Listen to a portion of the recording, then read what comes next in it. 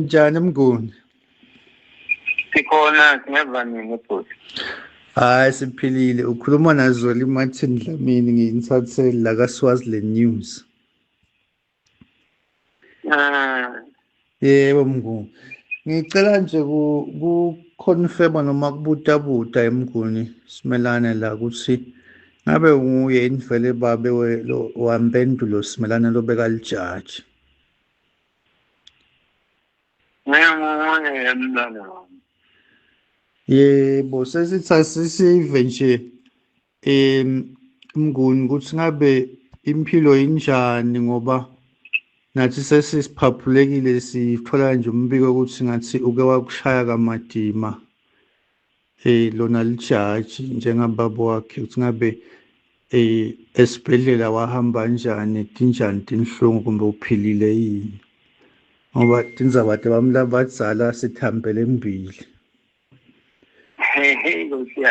Yena mangkhana umane ukukhuluma nyalo ngicela enkantolo manje. Bangibike enkantolo ngiyakuxoxela kahle. Nasengise ngaya lenkantolo ukuthi kukanjani uhamba kuphila. Manyalo sebangise enkantolo ke. Indaba emina. Bese sokumele bangishaya bona lokungishaya. Bakushaya. Bakushaya. Bengingakathandi ukuthi bengikhulume nyalo mntwana. Ngabo ungangishayela emva kwa mhlawumbe ngotambi bangikutshela ukuthi ngisiye ngizole mhla ka 27. Ngigcina ungaya kumbe ngathi ngimande kanjani. Bathi ngifike nami ngisawufuna umnene nje nami. Ngacela seyenkantolo. Bangondlini najana kudla ngobaba babhalaqetha okwesikhathi nje.